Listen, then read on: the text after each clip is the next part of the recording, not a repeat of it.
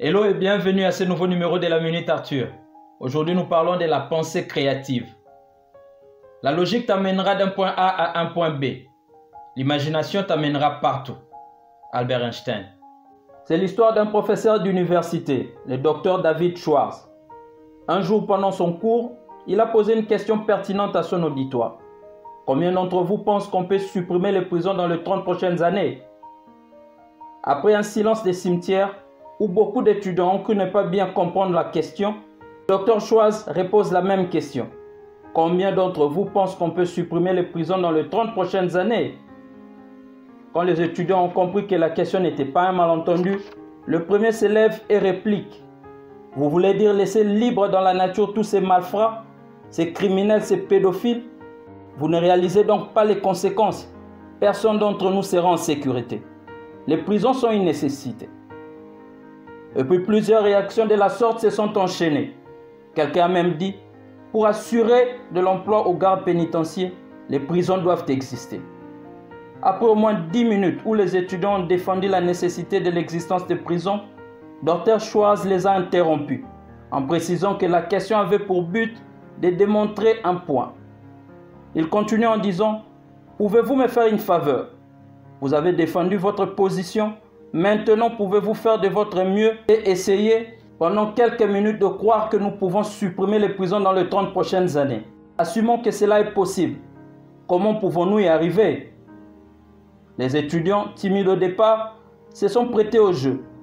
Le premier a réagi en disant « En investissant sur les structures juvéniles, nous diminuerons très considérablement les crimes. » Puis les réponses ont commencé à venir de partout. Travaillons pour éliminer la pauvreté. Elle est la base de la plupart des crimes, a réagi un autre.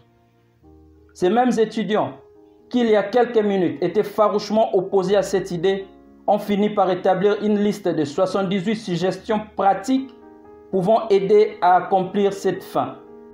Quand vous croyez en une chose, votre système de pensée trouvera les moyens pour l'accomplir.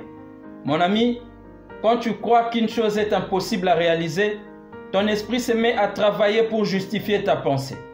Cependant, quand tu crois fermement que la chose est possible, ton esprit travaille pour t'aider à trouver les voies et moyens à y parvenir.